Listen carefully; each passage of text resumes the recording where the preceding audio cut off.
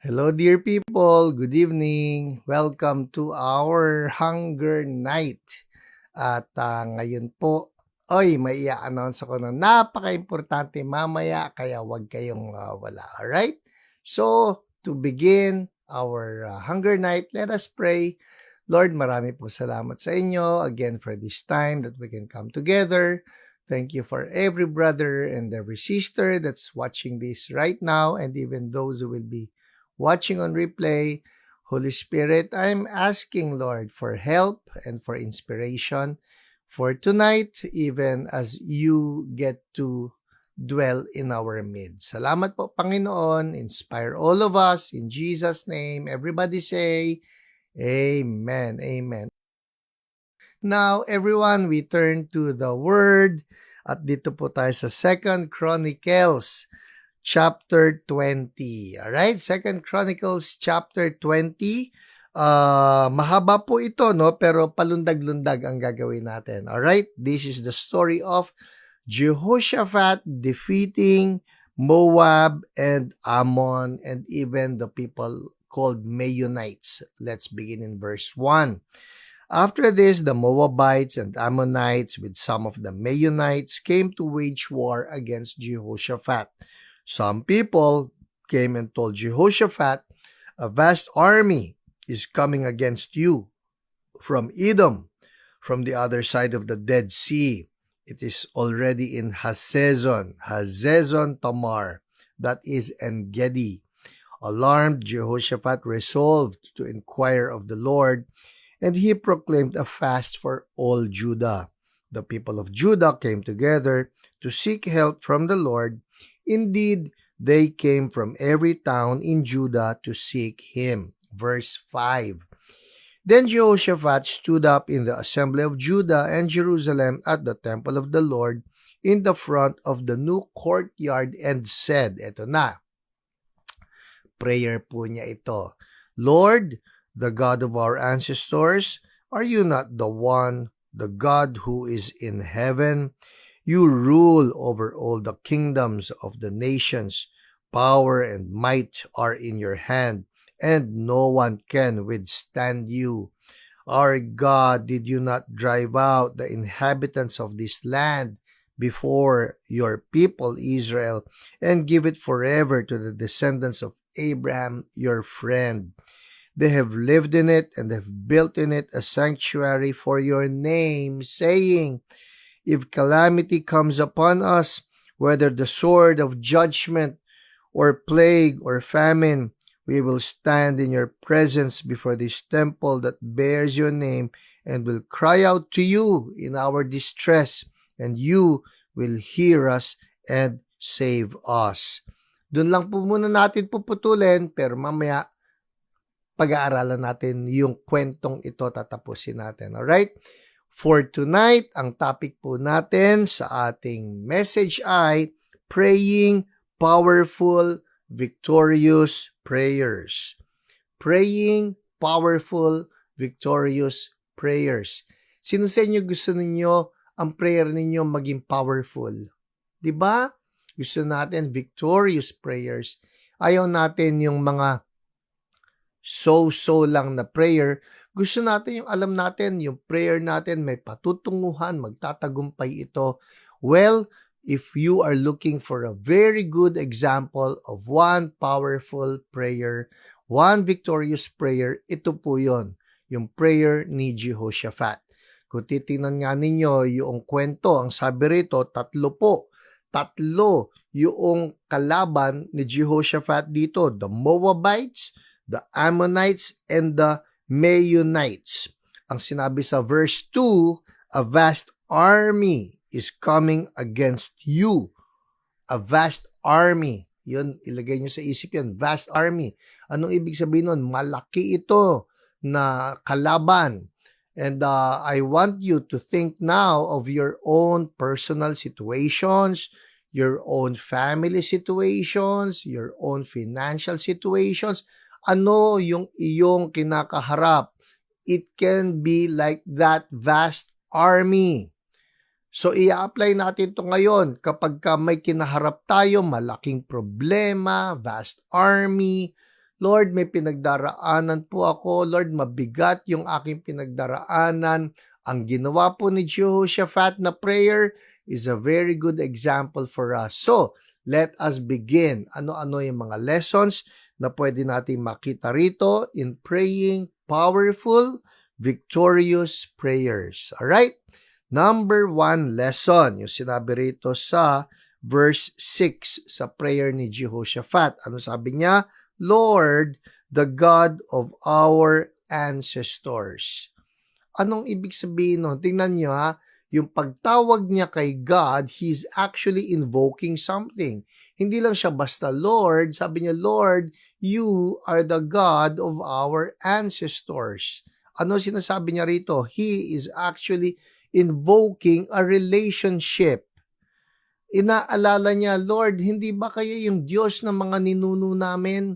Ito po sa Old Testament yan. You remember palaging, you are the God of Abraham, Isaac, and Jacob. What is that kind of prayer? That is invoking the relationship of your ancestors. Ito po maganda ngayon. In the New Testament, we're not just invoking the relationship of our ancestors to God, we are invoking our personal relationship with God. Ang galing. Kaya naalala nyo yung mga disciples when they approached Jesus, sabi nila, Lord, teach us how to pray. Ano sabi ni Jesus? When you pray, pray in this manner. And how did it begin? Our, what? Our Father. Write that down in the comment section. Our Father. Yun ang unang-una na napaka-importante sa atin. You want to be able to pray powerful prayers, victorious prayers. Remember, this is number 1, remember your special relationship with God. It's a special relationship. How special? God is our Father. Doon pa lang, simulan mo, tatay. Tatay mo ang kausap mo. Tatay natin ang kausap natin. In Romans chapter 8 verses 15 to 16, ang sabi po rito, for you did not receive a spirit that makes you a slave again to fear, but you received the spirit of sonship, and by him we cry, Abba, Father.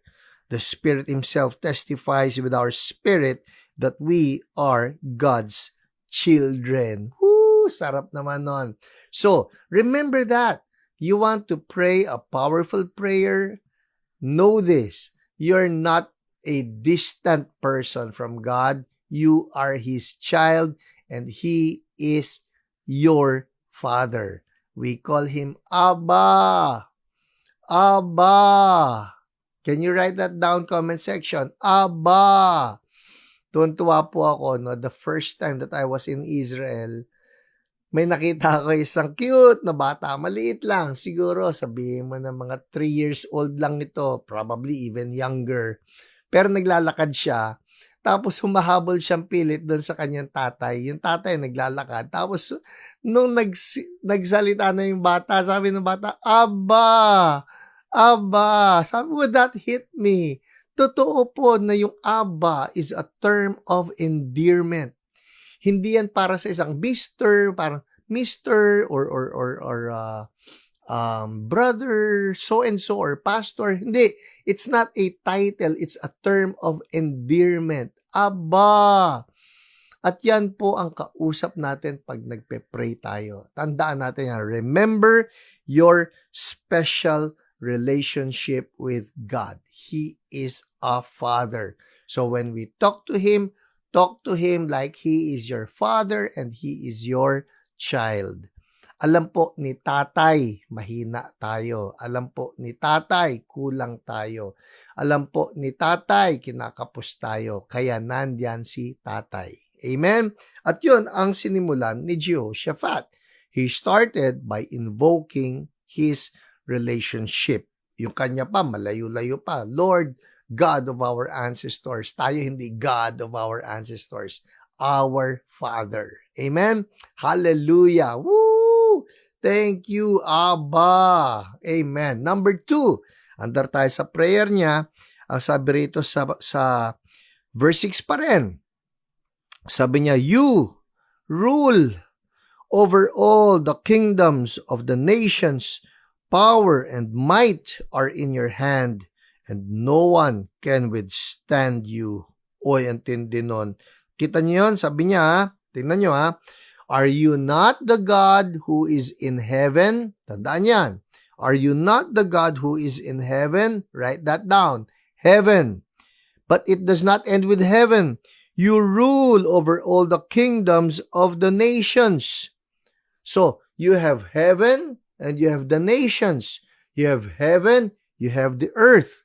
Anong ginagawa rito ni Jehoshaphat? Number 2, remember the scope of God's authority. He is actually saying, God, you're not just the God who rules in heaven, you're also the God who rules on earth. In short, wala tayong concern o problema na hindi saklaw ni Lord. He is the God of heaven and He is the God of earth. Where is your need taking place? Saan ba nangyayari yan? Ay, pastor, dito sa bahay namin. Nasaan ba yan? Sa earth. Hawak ni Lord yan. Diba? Anong problema mo? Yun pong pamilya ko, nasaan ba yan? Nasa earth. Yun pong trabaho ko, nasaan ba yan? Nasa earth. Yun pong, maski ano pa sabihin natin, remember the scope of God's authority. Dahil teritoryo ni Lord, yung iyong concern. Parang ano yan isang pelikula, noon pa po ito, noon pa, naku, sana makarelate yung mga batang nakikinig. Noon po may pelikula si FPJ, tsaka si Ramon Revilla, senior, no? Ang pamagat iyo ang Tondo, akin ang Cavite. Naks.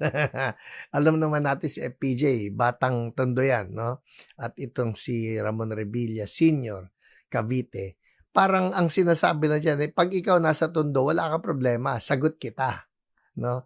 O pag ikaw nasa Cavite, wala kang problema, sagot kita. Ito sinasabi ni Lord, nasan ka ba? Nasa earth, sagot kita. Remember the scope of God's authority. Lord, are you not the God who is in heaven? You rule over all the kingdoms of the nations. Kitang-kita naman ninyo how solid the authority of our God is. Si Jesus, ito pa nga maski sa dagat naalala nyo, nagulat yung mga disciples kasi humahampas yung malakas na bagyo. Tapos sabi ni Jesus, hush, be still. Ganun lang, and tumigil yung bagyo. And the Bible says that the disciples were amazed that even the winds and the waves obey Him. Teritoryo ni Lord yan. Ano ang iyong pinagdadaanan? Ano ang iyong ang bagyo na kinakaharap? Teritoryo ni Lord yan. Remember that. Ganyan pong kalaki ang Diyos na tinatawagan natin. Amen? Pahabol po na verse, Psalm 89:11. Ang ganda nito. Sabi rito, the heavens are yours, and yours also the earth. You founded the world and all that is in it. Oh, di ba? That speaks of God's territory. Saklaw ni Lord ang problema natin. Amen. Number 3, andar tayo ha. Sabi rito, baba tayo sa prayer ni Jehoshaphat. Sabi niya, verse 7, Our God, did you not drive out the inhabitants of this land before your people Israel and give it forever to the descendants of Abraham, your friend? They have lived in it and have built in it a sanctuary for your name. So, ano ang prayer ni Jehoshaphat dito? Tingnan ninyo. Sabi niya, Our God, did you not drive out the inhabitants of this land before your people Israel? What is he doing? Number 3, you want to pray powerful prayers, victorious prayers. Number 3, remember God's past deeds. Remember God's past deeds.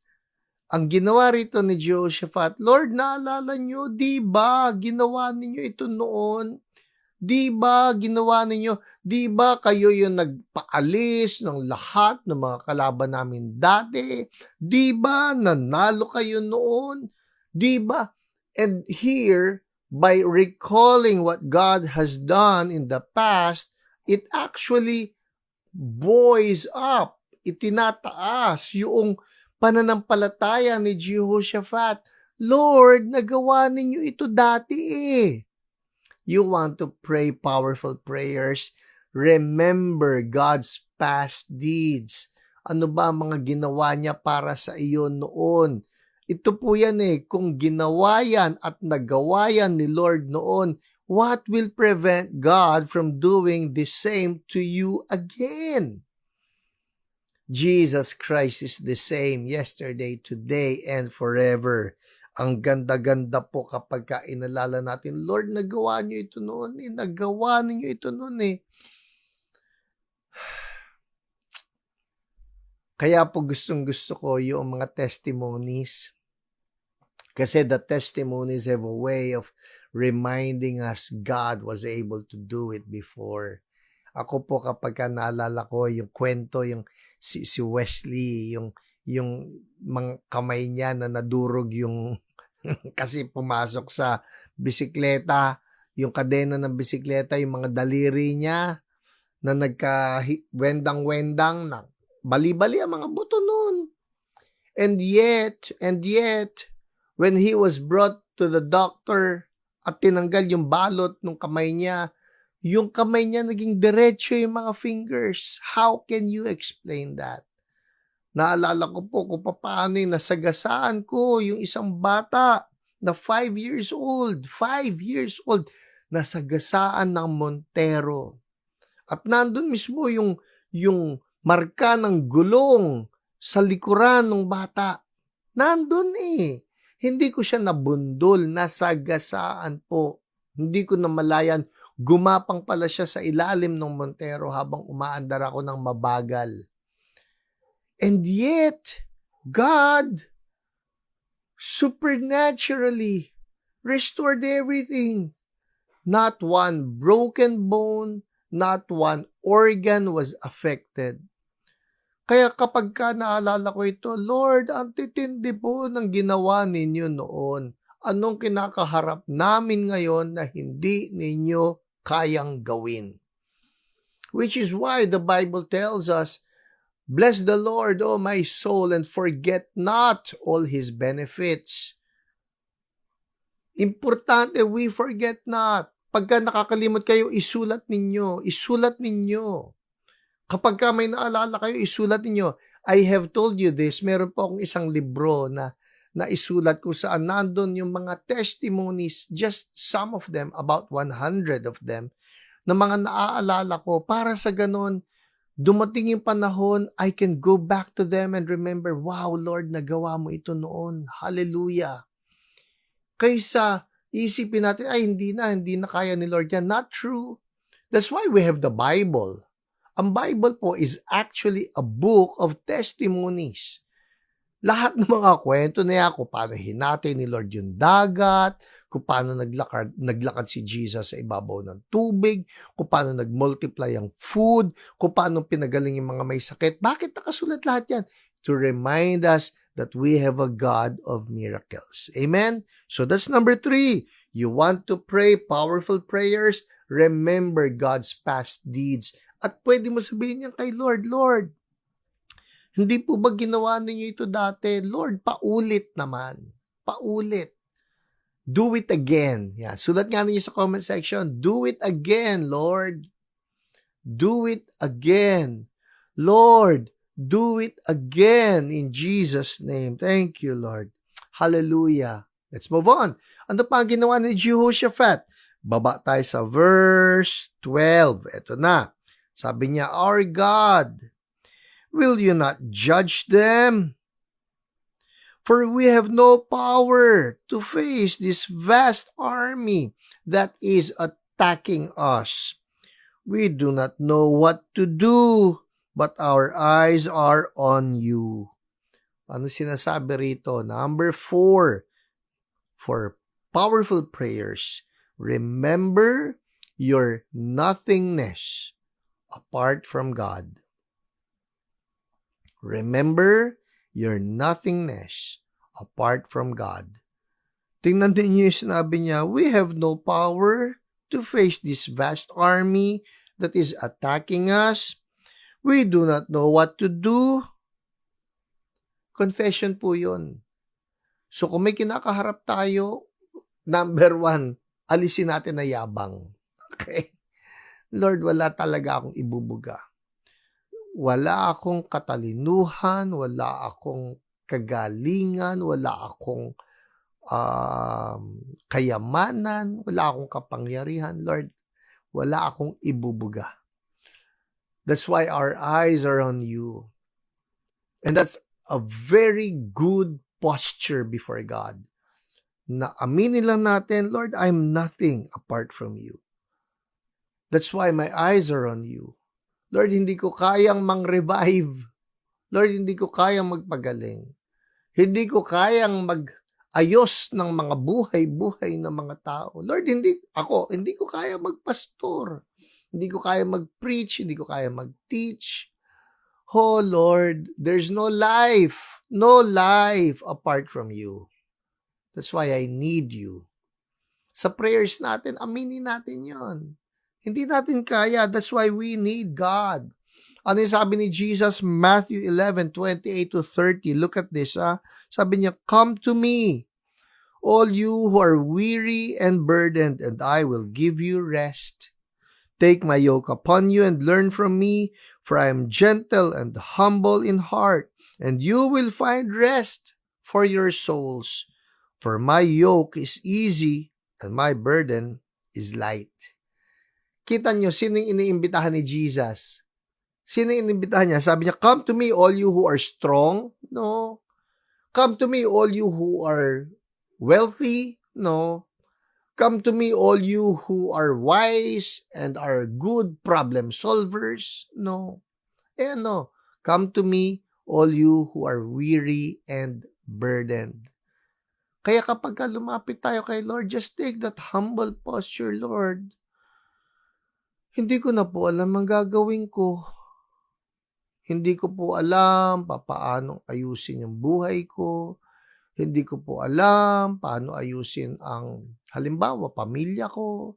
Hindi ko po alam paano ayusin ang finances namin. Lord, hindi namin alam paano ayusin ang Pilipinas. Hindi namin alam paano ayusin ang mga gulo-gulo ng mundo. Pero tumatawag kami sa inyo dahil kayo po ang may kakayanan. Amen? And you know what? God loves it when we confess our weakness. Just like what the Apostle Paul said, for in our weakness, He is strong. Amen? Are you learning? All right. Finally, number 5, verse 20. Jump tayo. Ito pa rin po, no? Ang prayer ni Jehoshaphat. Verse 20, jump. Early in the morning, they left for the desert of Tekoa.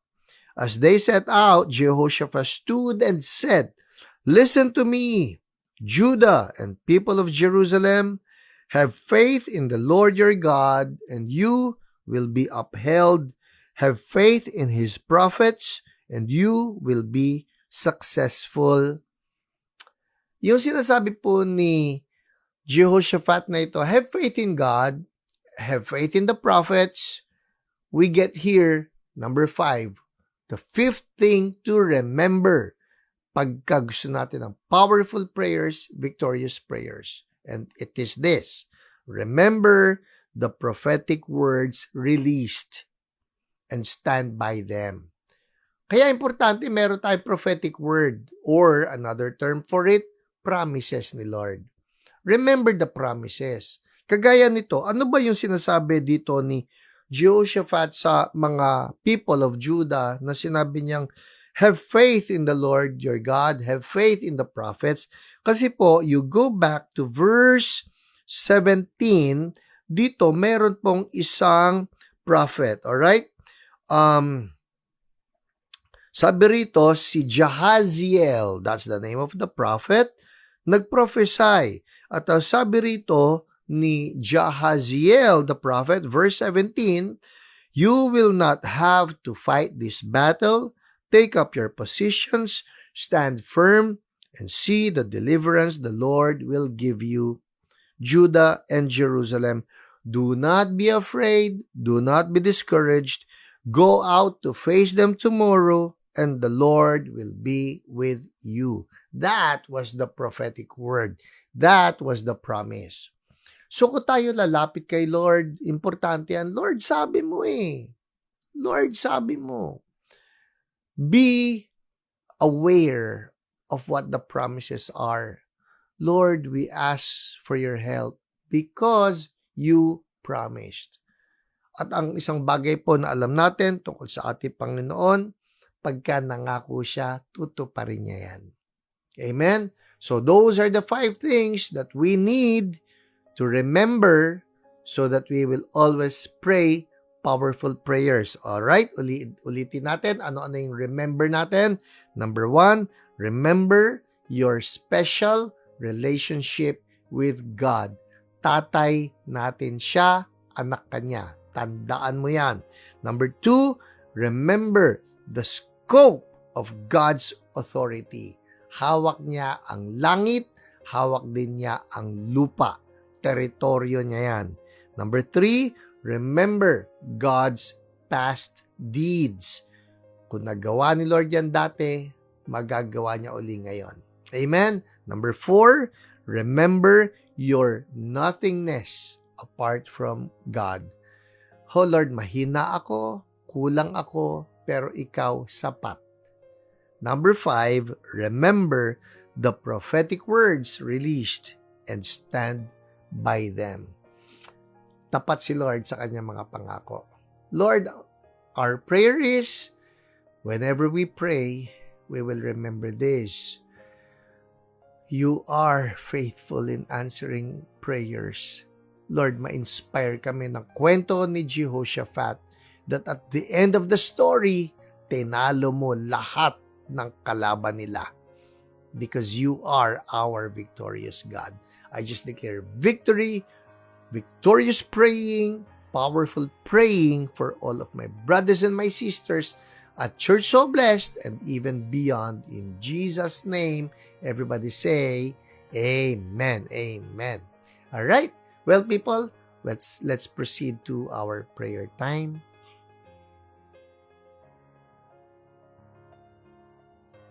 Good evening po sa lahat ng manonood ng ating Hunger Night. Tayo po ay dadako sa ating prayer time, no?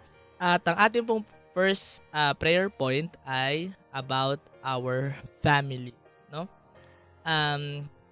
Let's pray for a family that is united in loving the Lord, no? Sabi nga sa Mark 3:25, I'll be reading from NIV po, no? If a house is divided against itself, the house cannot stand, no? The enemy is trying to destroy the family, matagal na, no? Hindi ko na mabilang ilan yung narinig ko na testimony na marami sa kanila ginawa yung mga mali nilang ginawa dati because of a divided house, divided family. And praise God, no? Marami ang nababago na buhay ni Lord, marami ang family na naayos ni Lord. So let's pray, no, to break every generational curse na pilit na inilalagay ni Satan sa bawat family, especially sa body of Christ, sa church natin, sa CSB. And let's pray na sa family pa lang, no, makikita na yung image ni Jesus. So sige, let's pray. Father, Panginoon, thank you kasi love mo ang bawat family sa CSB, love mo ang bawat families sa body of Christ, love mo ang bawat family sa Pilipinas at sa buong mundo, Panginoon. Lord, I pray na walang family na mag-aaway-away, wala nang family na magkakaroon ng dispute. And Lord God, kung meron mang current dispute, I pray God your wisdom, Lord, na tulungan po sila kung paano ba ito maayos. Lord, more patience, Lord, sa family, sa mga parents, sa mga anak. And Lord, I pray na hindi sila ma-overcome ng anger, hindi sila ma-overcome ng emotions or irrational decisions, Panginoon. But God, magkakaroon ng wisdom in the family, magkakaroon ng fire in their family, Lord. I pray din, Lord, God, sa mga kapamilya namin na hindi ka pa nakikilala as their Lord and Savior. I pray, Panginoon, na katagpuin mo po sila, Panginoon. And God, use us as your instrument, Lord God, in sharing the word to them. And Lord, gusto rin namin kasama namin sila sa heaven. Thank you, Lord. We love you in Jesus' name.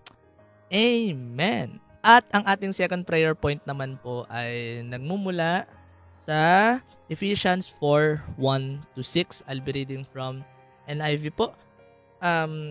As a prisoner for the Lord, then I urge you to live a life worthy of the calling you have received. Be completely humble and gentle. Be patient, bearing with one another in love. Make every effort to keep the unity of the Spirit through the bond of peace.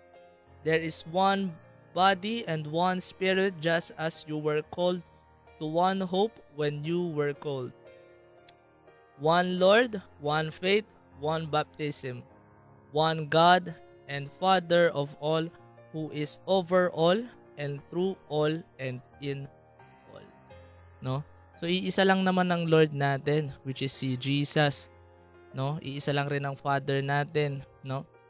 And let's not be divided in ourselves, no? Let's pray na yung body of Christ, no, na makita kung ano ba dapat yung labanan, no? Hindi dapat tayo sa body of Christ yung nag-aaway-away, kung hindi labanan natin yung ginagawa ni Satan sa ating mga churches, sa body of Christ, no? And let's rebuke yung spirit of immorality that is trying na pumasok sa bawat church, that is trying to destroy the family of God, no, the body of Christ. Sige, let's pray po. Father, I rebuke the spirit of division that is trying to destroy the church, that is trying to destroy the body of Christ. Right now, hindi ka namin i-entertain, hindi ka namin we welcome sa body any seeds of division, yung mga nagsimula sa borrowed resentment, nagsimula sa mga maliliit na usapan, tapos pinag-awayan, or simpleng mga fake news na kumalat, or even yung homosexuality that is trying to destroy the body of Christ, pinopervert yung marriage, o kung ano-ano ka pa. We rebuke you in Jesus' name. Hindi ka welcome sa CSB, hindi ka welcome sa body of Christ in Jesus' name. In Jesus' name. Walang gawa ng kaaway ang magpo-prosper sa body of Christ in Jesus' name. And I pray for workers din sa body of Christ na they will have the wisdom of God, they will have the courage, and they will be filled with the Holy Spirit. We will be filled with the Holy Spirit as we serve you, God, as we do what you want us to do, Panginoon. And God, hindi namin i-entertain yung gawa ng kaaway. In Jesus' name, I also pray for the pastors that is leading the flock. Lord, I pray na walang pastor ang manghihina. Lord, I declare, God, na tayo po yung magbigay ng kalakasan, ng kagalakan sa kanilang mga puso sa panahon na kailangan po nila, Panginoon. And God, they will be able to lead the flock in righteousness. And Lord, help them, Lord, even in their quiet times, Panginoon, katagpuin mo po sila. Thank you, Lord. We love you. In Jesus' name, Amen. Ang atin naman pong third prayer point is about sa ating bansa, no, yung Pilipinas. Alam naman po natin kung ano yung nangyayari sa Pilipinas, and ang daming katiwalian, ang daming corruption, no? Let's pray against it, and let's pray for a wise voting na rin sa susunod na election, and magkakaroon na ng good governance at matuwid na bansa. And ang ating pong verse for this prayer point ay 2 Chronicles 7 verse 14, no? Sabi po dito, if my people who are called by my name will humble themselves and pray and seek my face and turn from their wicked ways, then I will hear from heaven, and I will forgive their sin and heal their land. No? So let's pray. Father, I pray, Lord, for good governance sa aming bansa. And Lord, I rebuke any attack of the enemy. I rebuke the spirit of corruption, spirit of greed. Lord, sa bansa namin, it will not prosper in Jesus' name. Yung mga corruption na nagsimula sa 50 pesos, sa mga sukli na hindi na ibalik, I rebuke you in Jesus' name. And hindi ka na babalik sa bansang ito. At sa susunod na election, there will be a pool of wise voters na, Lord, pipiliin po namin, Panginoon, ay yung holy and righteous, and Lord, yung handang sumunod, Panginoon, sa leadership according to the Bible. And Lord, wala nang corruption in Jesus' name. In Jesus' name. Amen. And amen. Ang atin naman pong fourth and last prayer point ay about sa ating mundo, no? So, sabi po sa Psalms 89:11, the heaven are yours, and yours also the earth. You have founded the world and all that is in it. So, alam naman po natin yung iba't ibang nangyayari sa iba't ibang panig ng mundo, yung giyera sa Iran, yung giyera sa Ukraine and Russia, yung pagpatay ng mga Kristiyano sa Africa, sa iba't iba pang mga bansa. No, let's pray against it. No, let's pray for peace sa ating mundo, and let's pray na si Lord ang maghahari sa lahat ng kontinente, sa lahat ng panig ng mundo. So sige, Lord, thank you, Panginoon, kasi binigay mo sa amin itong mundong to. And Lord, sorry kung hindi namin ito maalagaan ng maayos. Sorry, Lord, kung kami mismo, Lord, minsan madalas gumagawa kami ng mga bagay that destroys the world. Lord, sorry po. Lord, I declare peace, Lord, sa bawat bansa. Lord, I declare your guidance, Lord, sa mga leader ng bawat bansa na, Lord, di nila dadalhin into destruction yung bawat bansa na hawak nila. Lord, sumuko na yung dapat sumuko sa gera. And Lord, I also pray na, Lord, walang magiging recession, walang magiging depression, walang economic depression, walang economic recession sa bawat bansa. And Lord, walang magiging kakulangan sa langis. And I also pray, Lord God, for comfort, Lord, dun sa mga namatayan, Panginoon. Lord, pakita mo po sa kanila yung comfort, yung love. And I also pray, Lord God, for every Christians around the world na, Lord, di nila mararamdaman na mag-isa sila sa laban na to, kasi, Lord, we are praying for them. And kasi rin, Lord, sinasamahan nyo po sila, Panginoon. And God, I pray, Panginoon, na ikaw ang maghari, yung love mo yung maghari, Lord, sa bawat kontinente ng mundong ito, Panginoon. And God, no weapon formed against Christians will prosper in Jesus' name. And God, I pray for your covering, Lord, sa bawat naniniwala sa iyo, Panginoon, na Lord, wala nang mamamatay in Jesus name. And Lord, I pray, Lord, na Lord, even yung mga leaders na gumagawa nito, Lord, makikilala ka nila. They will have a change of heart because totoo ka, Jesus, at kaya mo pong magbago ng buhay ng tao. Thank you, Lord. We love you in Jesus name. Amen. So, yun lamang po, no? Good evening po. Well, people, that's it for us tonight. At ito na po yung importanteng announcement na sinabi ko sa inyo.